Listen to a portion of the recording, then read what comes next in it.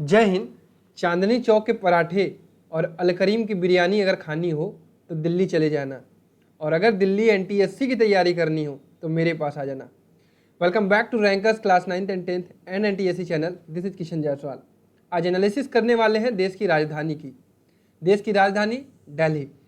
दिल्ली का पेपर थोड़ा सा यूनिक आता है और सभी स्टेट से बिल्कुल हटके आता है। इसमें क्या आता है क्या नहीं आता है इसके बारे में बहुत विस्तार से चर्चा करेंगे।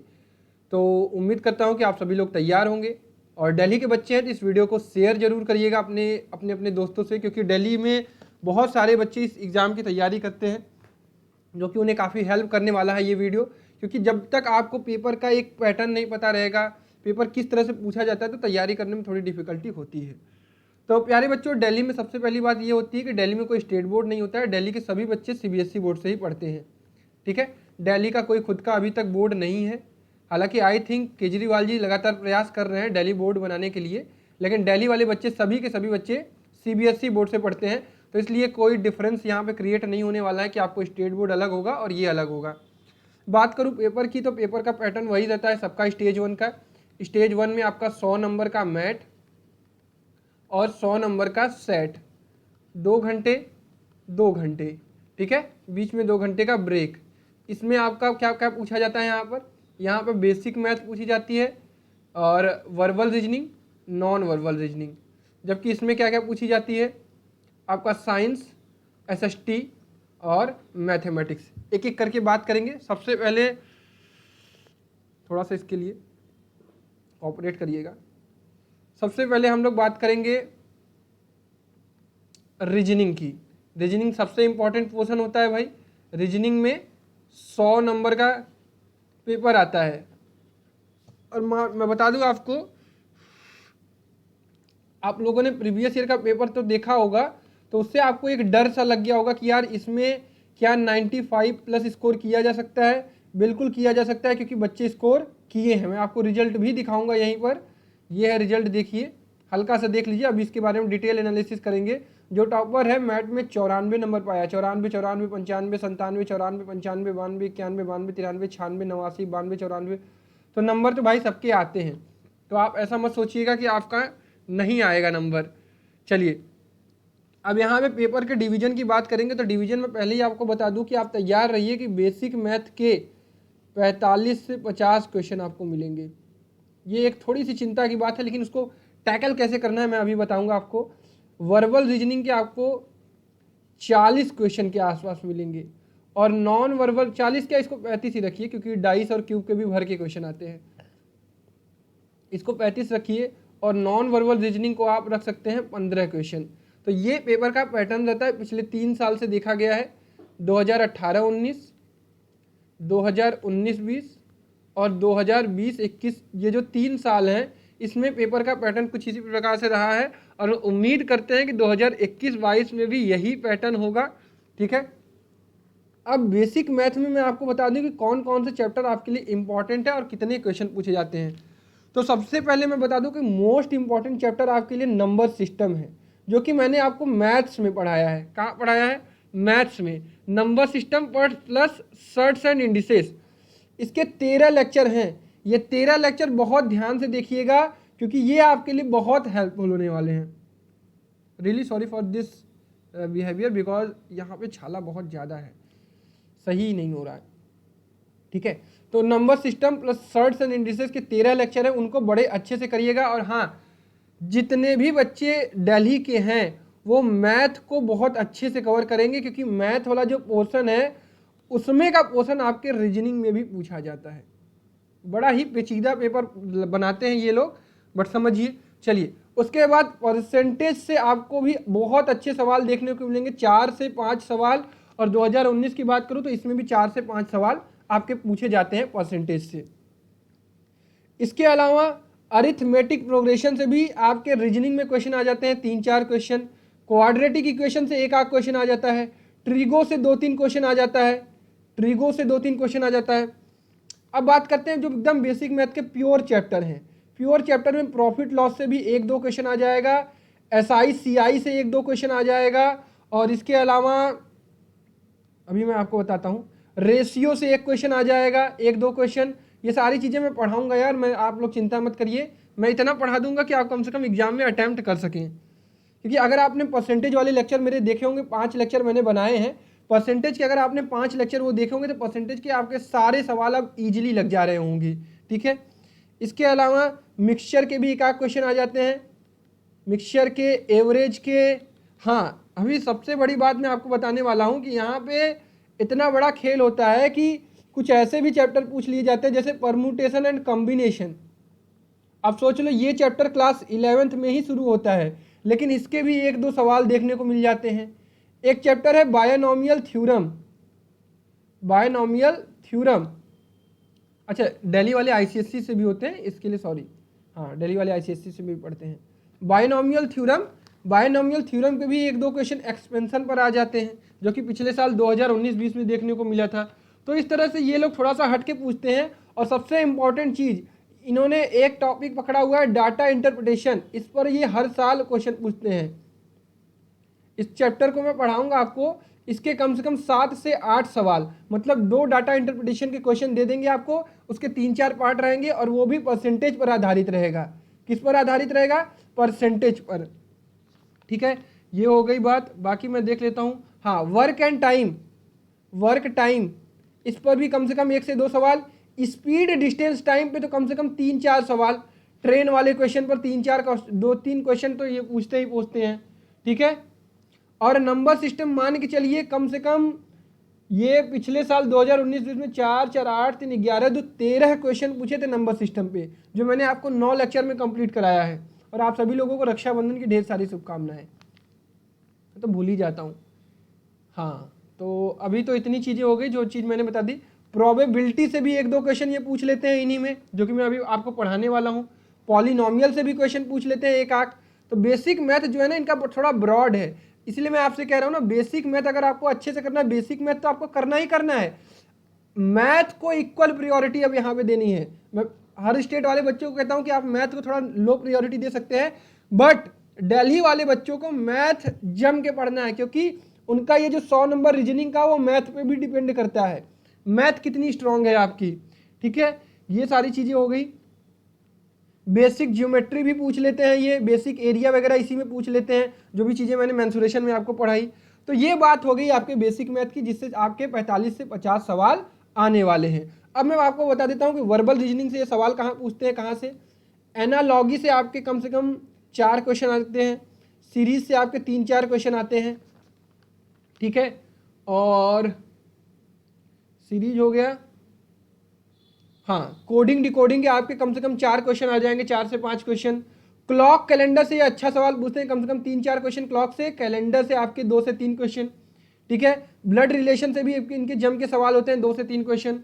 इसके अलावा अल्फाबेट टेस्ट से भी आपके 4-5 क्वेश्चन मिल जाएंगे। और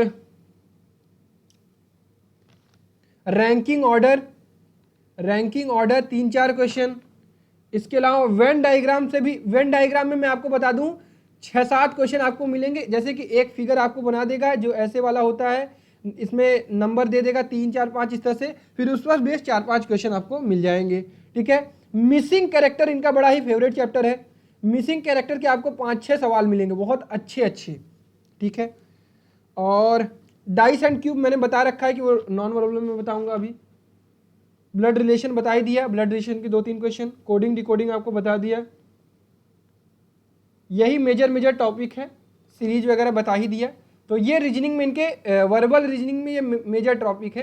क्लासिफिकेशन वगैरह पे भी 2-3 क्वेश्चन आ जाते हैं। ठीक है, क्लासिफिकेशन, सिलोजिज्म, स्टेटमेंट, कंक्लूजन तो नहीं देख पाया मैंने, वेन डायग्राम पे 6-7 क्वेश्चन देखे हैं। तो ये प्रोसेस रहता है इनका रीजनिंग में। ये मेरी एनालिसिस है। अभी बात करेंगे कि लेवल क्या होता है, लेकिन सबसे पहले क्वेश्चन देख लेते हैं कहाँ से आते हैं। नॉन वर्बल रीजनिंग का आप कंप्लीट पढ़ लीजिएगा, जैसे सीरीज वगैरह, series, analogy, classification, water image, mirror image, figure completion, figure embedded figure, analytical reasoning मतलब फिगर काउंटिंग से भी 1-2 क्वेश्चन आपको मिल जाएंगे। तो ये रहता है। डाइस एंड क्यूब, ये मोस्ट इंपॉर्टेंट है, इससे 5 क्वेश्चन मान के चलिए। क्यूब से ये हर साल क्वेश्चन पूछते हैं, कम से कम 3 से 4, और डाइस से ये हर साल क्वेश्चन पूछते हैं कम से कम 2 से 3। तो 5 से 6 क्वेश्चन आप डाइस एंड क्यूब पर मान के चलिए। ठीक है, अब मैं ओवरऑल एनालिसिस अगर करूं, देखो वर्बल रीजनिंग और नॉन वर्बल रीजनिंग तो ये इजी आता है, ये आप अगर मेरी क्लास की हो तो एक भी सवाल आपसे छूटने वाला नहीं है। अब बात करते हैं बेसिक मैथ। देखो चीज़ें आपके लिए इजी कब होगी, अगर आप बेसिक मैथ पूरा पढ़ लोगे। जिस प्रकार से मैंने पढ़ाना शुरू किया है, मैंने परसेंटेज पढ़ाया है, प्रॉफिट लॉस पढ़ाया है, एसआई पढ़ा दिया है, सीआई का लेक्चर जल्दी आएगा। मैं कोशिश करूंगा कि बेहतर तरीके से आपको सारी चीज़ें प्रोवाइड करूं। तो अगर आप सारे चैप्टर में पढ़ा दिया आपको, तो मैं बता रहा हूं कि आपके 50 में 50 आएंगे बेसिक मैथ में। एक दावे के साथ इसलिए मैं कह रहा हूं क्योंकि मैं जिस तरीके से पढ़ा रहा हूं वहां आपको रटना नहीं सिखा रहा हूं, समझना सिखा रहा हूं।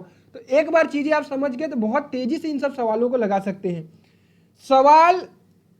सवाल का लेबल इजी टू मीडियम ही होता है, लेकिन बशर्ते यह है कि अगर आपने कभी एसआई सीआई पढ़ा ही नहीं है, भूल चुके हो, तो सवाल नहीं लगा पाओगे। लेकिन एक बार अगर टच किए हो तो आप पक्का लगा कर आओगे। यही बात है बस, ठीक है। तो मैं पूरी कोशिश करूंगा कि दिल्ली वाले बच्चों को बेसिक मैथ अच्छे से पढ़ा दूं यार।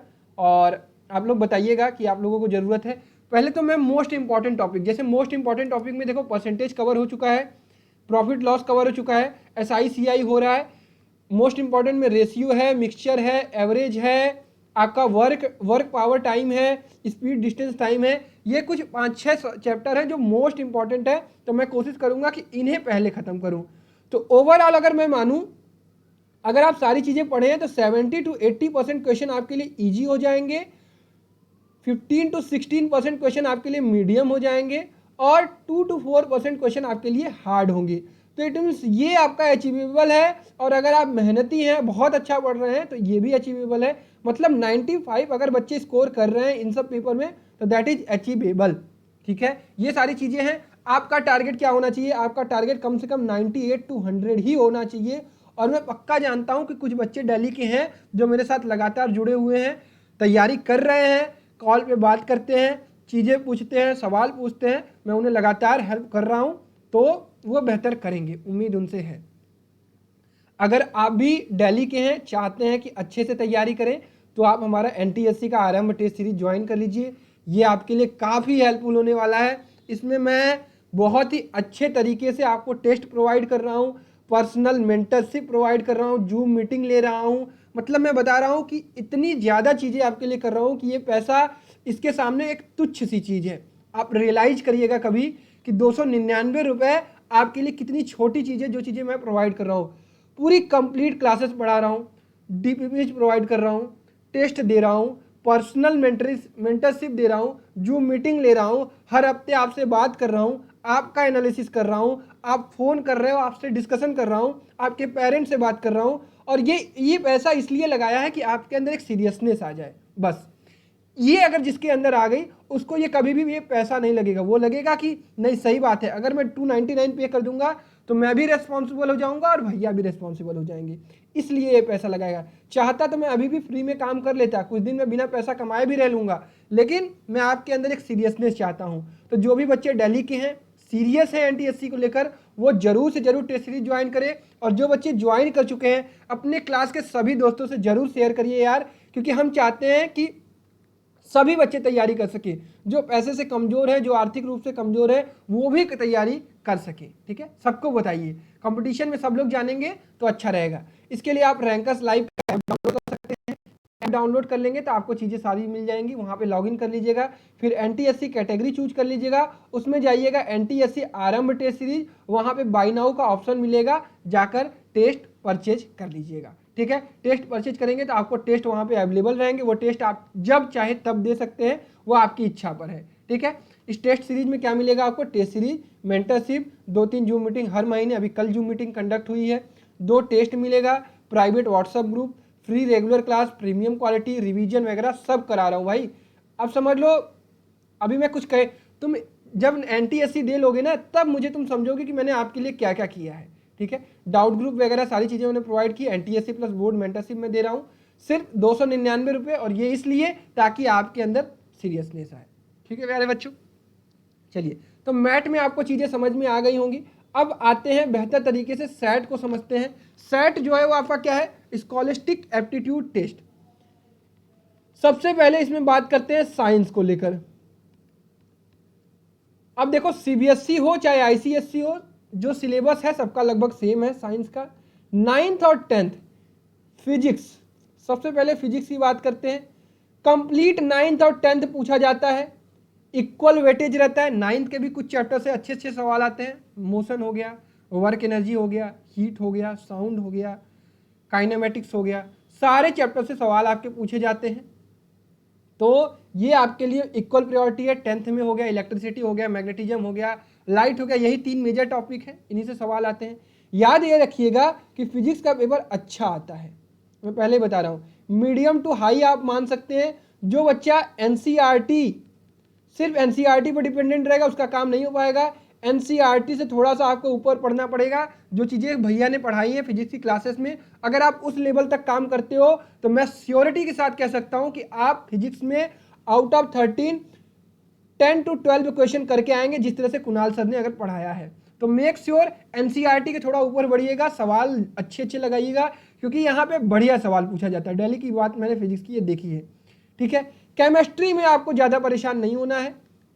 केमिस्ट्री आप 9th-10th की एनसीईआरटी और हर टॉपिक का एप्लीकेशन पार्ट जरूर देखिएगा, एग्जाम्पल्स जरूर देखिएगा, थोड़ा सा डीप में पढ़िएगा, बस जिस तरह से कुणाल सर पढ़ा रहे हैं उतना करिए, ठीक है।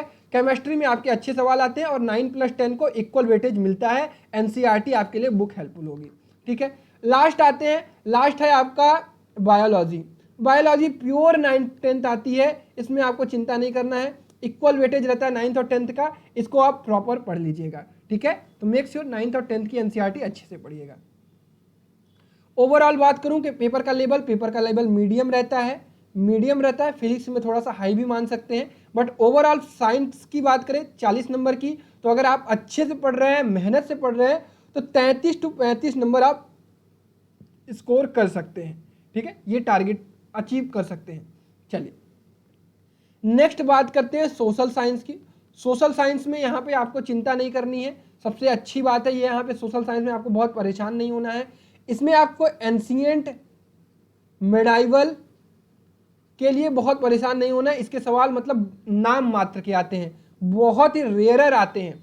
एसएसटी में हिस्ट्री कहाँ से आती है ये मैं आपको बता दूं, हिस्ट्री कंप्लीट 9th-10th की एनसीईआरटी से आती है, ठीक है। वर्ल्ड हिस्ट्री ये ज़्यादा पूछते हैं, क्योंकि 9th-10th में वर्ल्ड हिस्ट्री दी गई है और वो जो इंडिया वाली मॉडर्न हिस्ट्री दी गई है उसके भी सवाल आते हैं। तो हिस्ट्री के लिए आपको कहीं भटकना नहीं है, 9th-10th की एनसीईआरटी प्रॉपर करनी है, वहीं से सवाल पूछे जाते हैं, ठीक है। हिस्ट्री आपको यहीं से करनी है और सवाल का लेवल एकदम किताबों से होता है, बाहर नहीं होता है, तो लेवल हम ईजी टू मॉडरेट ही मानेंगे। अगर आप पढ़े हैं तो ईजी रहेगा आपके लिए। दूसरा है आपका geography complete NCERT, pure NCERT, 9th-10th की प्योर एनसीईआरटी, इसके अलावा कुछ नहीं, ठीक है। प्रॉपर इजी इसको मान सकते हैं। इसके अलावा आता है सिविक्स भी आपका 9th-10th एनसीईआरटी इक्वल प्रायोरिटी, ठीक है। एनसीईआरटी बहुत ही बढ़िया किताब है, मैं प्यारे बच्चों जितना जल्दी आप इस चीज को समझ सकते हैं उतना जल्दी समझ लीजिए। अच्छे से एनसीईआरटी की रीडिंग करिए, हर टॉपिक को समझिए, करंट में क्या चीज़ें चल रही हैं उसको देखते रहिए, न्यूज वगैरह सुना करिए, ये सारी चीज़ें हैं। इकोनॉमिक्स में क्या आएगा, इकोनॉमिक्स में आपका 9th-10th का ही इकोनॉमिक्स आएगा, जो आपके 5-10 चैप्टर हैं वहीं से आएगा।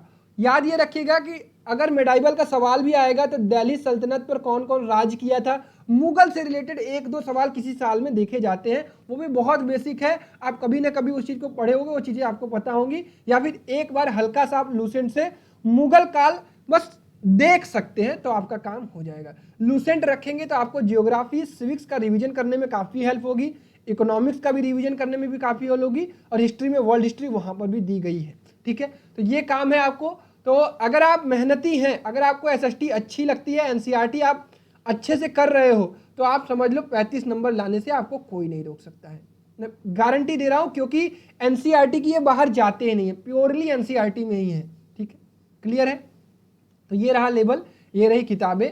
आखिरी आपका सब्जेक्ट है मैथमेटिक्स, बहुत ही बढ़िया पूछते हैं ये मैथ्स ये बहुत ही अच्छा पूछते हैं 9th-10th का मैथ्स पूछते हैं। हाँ, जो लेवल मैंने पढ़ाया है, मतलब हर चैप्टर में कुछ एडवांस चीज़ें पढ़ाई हैं आपको, तो अगर आप मेरे लेक्चर्स फॉलो कर रहे होगे या फिर अभी तक नहीं फॉलो कर रहे हो तो आप मेरे लेक्चर्स देखो, बहुत ही अच्छी प्लेलिस्ट बनी हुई है, सारी चीज़ें मैंने कराई है, हर टॉपिक को पढ़ाया है, नोट्स बनाते चलो। 9th-10th का मैथ्स इसलिए पढ़ना ज़्यादा जरूरी है, मैथ्स आपको इसलिए अच्छे से करना जरूरी है क्योंकि आपको यहाँ से क्या पूछा जाता है, रीजनिंग में बेसिक मैथ से ही पूछा जाता है, तो इसलिए बहुत ही इंपॉर्टेंट हो जाता है। मैथ का number system plus shorts and indices छोड़ना मत, अलजेब्रा छोड़ना मत, क्योंकि ये दोनों चैप्टर, ट्रिगो, ये तीनों चैप्टर आपके बेसिक मैथ में पूछे जाते हैं कम से कम 15 सवाल। तो भैया ये 3 चैप्टर तो आपके रीजनिंग के लिए भी हेल्पफुल होने वाले हैं और यहाँ पे भी और हेल्पफुल होने वाले हैं। तो कंप्लीट पढ़ना, सारी चीज़ें पूछी जाती हैं, सारी चीज़ें मैंने पढ़ा रखी हैं। अगर मैं लेवल की बात करूँ तो ये लेवल मॉडरेट होता है, ईजी नहीं होता है। अच्छे क्वेश्चन पूछे जाते हैं जो आपको सोचना पड़े, देखते ही आप नहीं लगा पाएंगे। अगर आप मेहनती होंगे, सही से चीज़ें कर रहे होंगे, जिस तरह से मैंने आपको पढ़ाया है, तो आपको चीज़ें हेल्प होंगी। तो मॉडरेट पेपर होगा, ठीक है प्यारे बच्चों, क्लियर है। चलिए, तो मैं उम्मीद करता हूं कि चीज़ें आपको समझ में आई होंगी। अब मैं आपको लास्ट ईयर का कट ऑफ बता देता हूं ताकि आपको क्लियर हो जाए कि टारगेट कितना रखना है। अगर आप जिस भी कैटेगरी में बिलोंग कर रहे हैं वो चीज़ें आपको पता रहती है तो आपके लिए हेल्पफुल होता है। लेकिन ऐसा नहीं है कि आपकी कैटेगरी में आपका कट ऑफ लो है तो आप मेहनत कम करें, ऐसा बिल्कुल नहीं होना चाहिए। चलिए, कट ऑफ की बात करूँ, 2021 का रिजल्ट आया है 13 अगस्त को, जो कि मैं आपको शायद अपडेट नहीं कर पाया, इसके लिए सॉरी। 13 अगस्त 2021 को आया है आपका रिजल्ट दिल्ली का 2021 का, जिसमें जनरल का कट ऑफ कितना गया है, 175। अगर मैं ओबीसी की बात करूं, ओबीसी का कट ऑफ गया था 136, ठीक है।